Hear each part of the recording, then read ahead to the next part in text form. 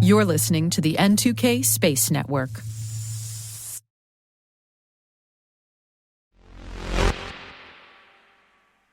It's not a bird, and it's not a plane, and it wasn't a comet either. No, that fantastic sight over Southern California caught a lot of people by surprise, but us space nerds, we knew that was Victus Nox going on to conquer the night. T-minus 20 seconds to LOS egress. Go for deploy. Roger roll. Today is September 15th, 2023. I'm Maria Varmazes. I'm Alice Carruth, and this is T-minus.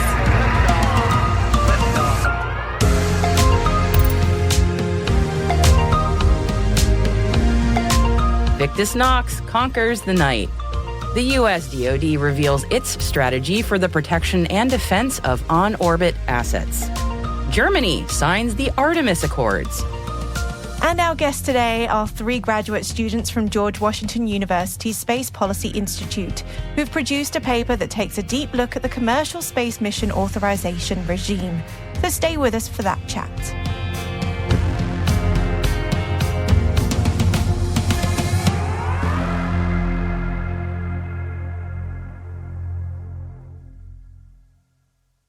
And now on to today's intelligence briefing. Firefly Aerospace had been on hot standby since the end of August, and in the last few days there had been some signs that the airspace over Vandenberg was about to get busy. And last night at 7:28 p.m. PDT, Firefly's Alpha rocket lifted off from Vandenberg, carrying aboard the payload from Space Force that it had received just 27 hours before. After progressing through all the flight stages, Alpha then deployed the payload, which was built by Millennium Space Systems, to low Earth orbit. This marked a mission success for Victus Nox, the responsive space mission from U.S. Space Force Space Systems Command. And really, it's quite an achievement to go through all the steps, from notice to launch all the way to spacecraft deployment in orbit in a matter of hours. The idea behind this mission, and undoubtedly ones like it in the future, is to provide assured access to space in case of a national security threat or conflict. This has been a long-time goal for the U.S. military, so understandably, a lot of folks are very excited about this.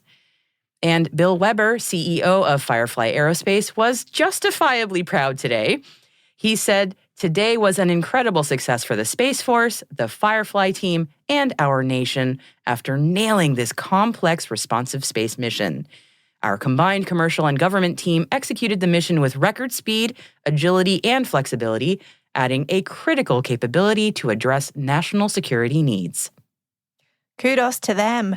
The U.S. Department of Defense has unclassified its strategy for the protection and defense of on-orbit assets. The full report is 19 pages long and includes an assessment of the threat to U.S. space operations and that of U.S. allies, and highlights Russia and China as the nations that pose the most concern in space. The report also aims to assure critical space-based missions by accelerating the transition to more resilient architectures and by protecting and defending critical systems against counter-space threats. The DoD is working to strengthen the ability to detect and attribute hostile acts in, from, and to space, and protect the joint force from hostile uses of space. Sandia National Laboratories says it's working on an autonomy project led by the Air Force Research Laboratory to enable a cluster of relatively small and inexpensive satellites to work together as a single autonomous unit. The project aims to improve the nation's ability to conduct national security missions, including intelligence, surveillance, reconnaissance, climate monitoring, and emergency response. The conclusion of the 6-year study has been released this week, and you can find out more by following the link in our show notes over at space.n2k.com. NASA has welcomed Germany as the 29th country to sign the Artemis Accords. NASA Administrator Bill Nelson said at the ceremony in Washington, D.C., that, quote, "Germany has long been one of NASA's closest and most capable international partners, and their signing today demonstrates their leadership now and into the future, a future defined by limitless possibilities in space and the promise of goodwill here on Earth.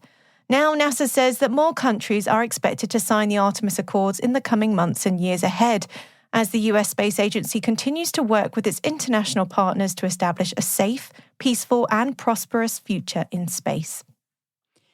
And speaking of Europe, the European Rover Challenge kicked off today. The competition is being live-streamed for those of us who are sadly unable to attend in person on the campus of Kelt University of Technology in Poland. Day one saw student teams from all over the world compete for the title of the best rover construction. Good luck to them all. Stoke Space took to the social media platform that we're still calling Twitter to release a video of its latest hot fire test. The static fire was for Stoke's fully reusable second stage rocket. The company posted, "This all-up test was really a HOP mission simulation and included everything from flight avionics, power systems, computers, GNC, RCS, tank pressurization, and of course the engine and heat shield. The only thing we simulated was position data, which was derived in real time from engine data. Simulating the position gave us the opportunity to inject dispersions, such as a persistent roll, which you can see the badass RCS fighting hard to correct. It is definitely that. Next up for Stoke is a test launch." Sidus Space has been granted an extension of 180 days, or until March 11th, 2024, to regain compliance with the NASDAQ stock market. The Space and Data as a Service company went public through a standard issue IPO in January 2022. The IPO created 3 million new shares worth $5 a share on the NASDAQ, raising $15 million for the company. But NASDAQ requires that its stocks have a minimum initial bid price of $5 per share and then remain at a value at or above $1. Unfortunately, Sidus Space is currently trading at 15 cents a share. The company says it intends to actively monitor the closing bid price of its Class A common stock and may, if appropriate, consider implementing available options to regain compliance with the minimum bid price under the NASDAQ listing rules.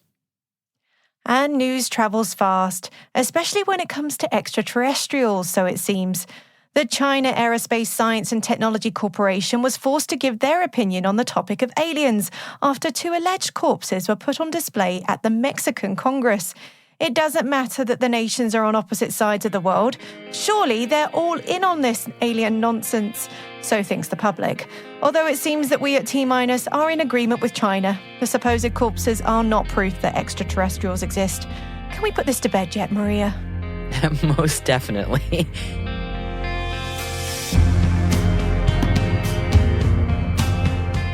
And that concludes our intelligence briefing for today. But you can find links to further reading on all the stories that we've mentioned in our selected reading section in our show notes.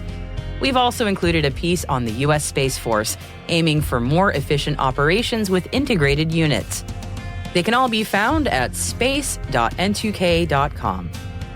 Hey T- crew, tune in tomorrow for T- Deep Space, our show for extended interviews, special editions and deep dives with some of the most influential professionals in the space industry. Tomorrow we have 3 guests talking about consolidating the commercial space mission authorization regime. Check it out while you're mowing the lawn, grocery shopping, folding laundry, or driving your kids to the game. You don't want to miss it. And hey everybody, we are on Instagram now. Woohoo! Yay! Go follow us over at N2K Space, all one word, N2K Space. It's going to be some business and some fun. Probably more the latter, because we do love some memeage here. Because yes, space is hard, but it can also be pretty funny. Why not?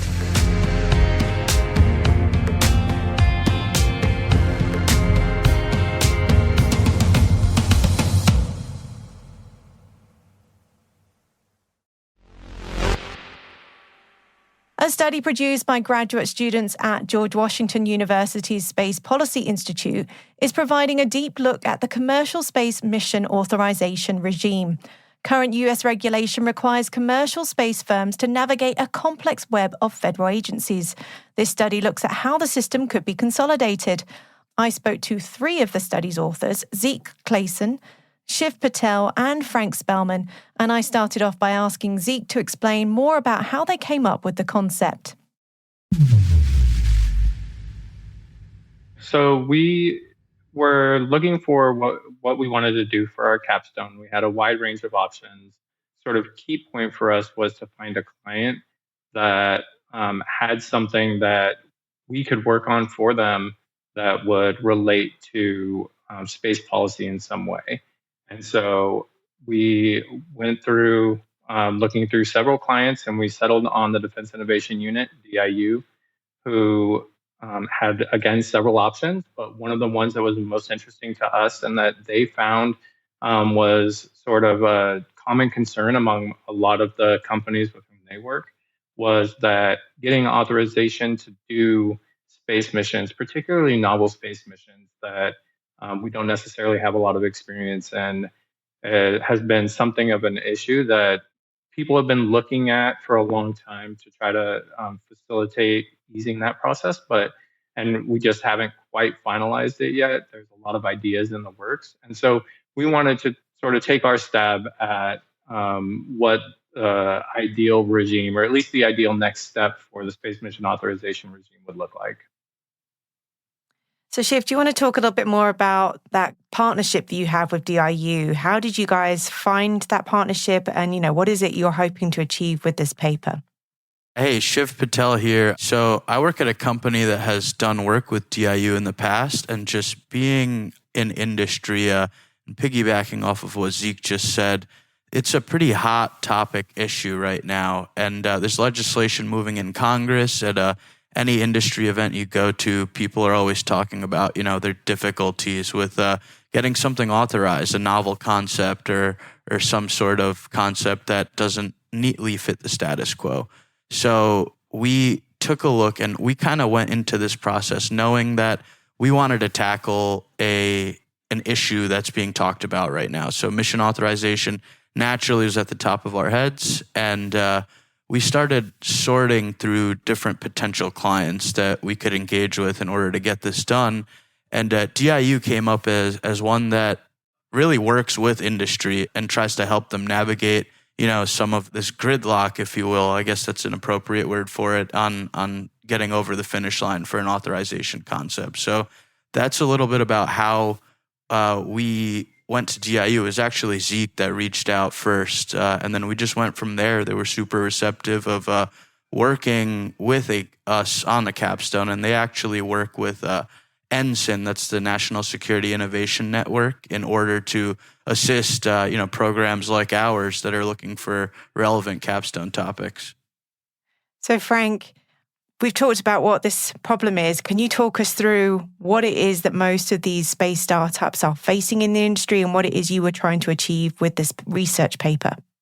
Yeah, sure. So one of the things that we'd like to be clear about is that the current regime is a good regime. Like, it works for a lot of people. It's the gold standard for the space industry in the United States and the world. So it's not as if we're to say that this is an abject failure of a system. It works, and it works well, but that's not to say that there can't be improvements, specifically for nascent commercial companies, and that's the focus of this. DIU, they're the client for this paper, and they asked that we look through the lens of a commercial company, in particular new ones, and the new ones that have new technologies that nobody really understands how to regulate or how to monitor or how to supervise continually in space.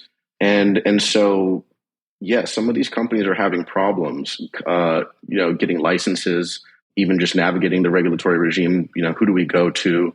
Do we have to hire a consultant to do this for us? Is there advantages to being a big traditional aerospace company versus a new one? We found, there were. And so we looked at this again through the lens of commercial companies and said, what would be the best way to form a regime that doesn't change a whole lot, that allows sort of the current responsibilities to remain in place, but makes it easier, more amenable for commercial companies to show up and say, hey, we have this really cool idea. Can we get authorized to launch? Right now, the answer to that is, who do we go to? We don't know. Is this technology even under our wheelhouse? What are the laws that require supervision of these technologies? They're all different, and they're all brand new. So really the answer is we don't know. It's not so much, changing the now as it is preparing for what's coming, and what's coming in the future are new and innovative technologies that currently have no guidance or regulation. And so we took a look. So we work in the industry. We also consulted a lot of industry people. We're at George Washington University Space Policy Institute. We have access to these folks. We're able to interview them, get a lot of information, and put together sort of a status quo, what it looks like now. Here are some of the options that we think are solid, and here's our recommendation. And our recommendation, of course, was to have the Department of Commerce, Office of Space Commerce, take lead in this and essentially authorize them to be the only interface between licensing new missions, new technologies, and the commercial companies. We think that they're already prepared to do this. Of course, it would take a little bit of money and maybe some manpower here or there, but we think that they're the best group to assume responsibility for ensuring the growth of the commercial space industry in the United States. I think what we really liked about your paper was this is a common theme amongst the industry, and a lot of people talked about it and complained about the process, but what you offered up were options. Zeke, do you want to talk us through some of the options of the things that you guys came up with from this research study, and how you kind of came to your final conclusion? Sure. So one of the first option, though, that we looked at was essentially retaining the status quo. We wanted to make sure that we presented this as an option and dealt with it honestly, because like Frank said, the current situation has enabled the United States to become by far the leading commercial space nation in the world. And so we don't want to make it look like the status quo is terrible, and we don't want to pretend like there would be no cost with changing the status quo and things like that. So that's really option one, is to say, look, the status quo, of course, there are problems. There's going to be problems no matter what the regime ends up being. So would it be best to just say, hey, leave well enough alone and proceed as is? One of the things that we looked at, I guess, sort of against that argument was that industry is complaining, and they're to some extent, and they're complaining for a reason. There is a lot of complexity, and some of the government side that we did interview acknowledged that there is a lot of complexity in this regime, particularly with these novel space missions that are starting to become more and more common. And so looking at the status quo, we said, okay, we took that. We want to retain the good parts of the status quo, the good things that the regulators are doing that everybody acknowledges has to be done and is good to be done, and then sort of reorganize that while costing the least, essentially, not money-wise, but in terms of facilitating operations. And so the status quo just isn't optimal right now, even though it's okay. And so we wanted to take the good parts of it and then build on those. Shiv, do you want to add to that? Yeah, absolutely. So through our research, we kind of noticed that what we're looking at here in regards to the status quo, it involves the rise of a novel mission and then bureaucracy engaging in flexibility to authorize it. So it's an iterative approach where we're reactive with regulations instead of proactive. And yeah, as Zeke said, with that approach, we lead the world in payloads launched by country, the U.S. does. And really going back to what Frank said, this is really if it ain't broke, don't fix it approach that we took a look at in maintaining the status quo, among our other suggestions, of course. You want to add to that, Zeke? Yeah, so just sort of building on that, just an example of what Shiv was talking about. We included in our paper the space logistics mission, who had a repair satellite that they were going to send out that would be incredibly useful to everyone in the industry in the future of sort of commercial space operations.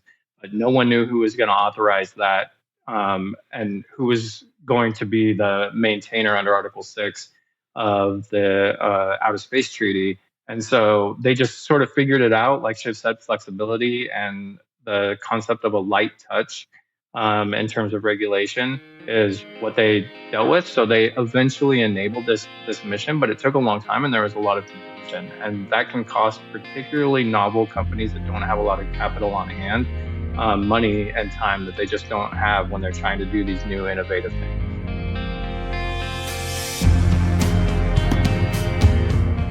And you can join us for further discussion with the authors on tomorrow's Deep Space episode.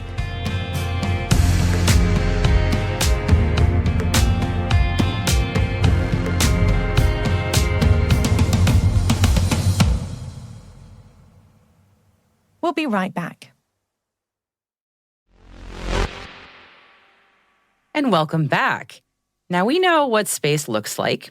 At the very least, we've all looked up and seen the moon, stars, and planets in the sky. At least I would certainly hope so.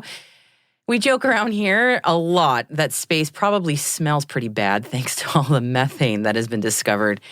But what does space sound like? Well, that is kind of a difficult one, as sound usually needs air to travel. But take a listen to this.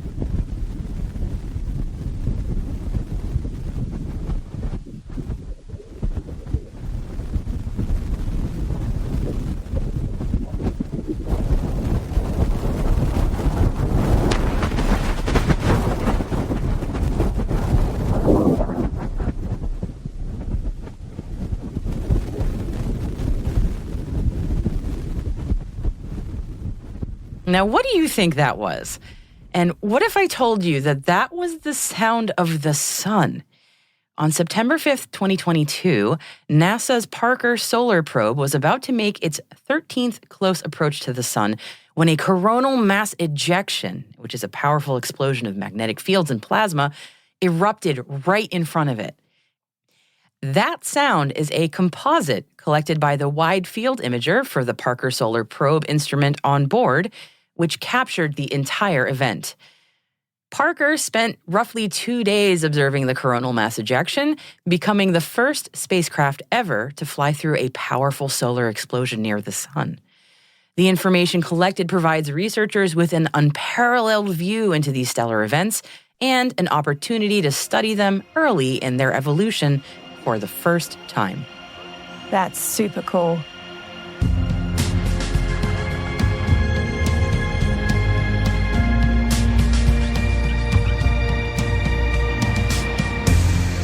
And that's it for T- for September the 15th, 2023. For additional resources from today's report, check out our show notes at space.n2k.com. We'd love to know what you think of this podcast. You can email us at space@n2k.com or submit the survey in the show notes. Your feedback ensures we deliver the information that keeps you a step ahead in the rapidly changing space industry.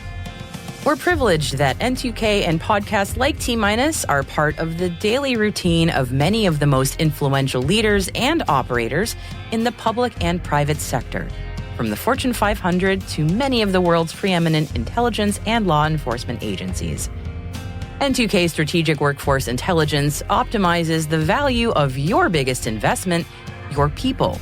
We make you smarter about your team while making your team smarter. Learn more at n2k.com. This episode was produced by Alice Carruth, mixing by Elliot Peltzman and Trey Hester, with original music and sound design by Elliot Peltzman. Our executive producer is Brandon Karpf. Our chief intelligence officer is Eric Tillman. And I'm Maria Varmazis. Thanks for listening. Have a great weekend.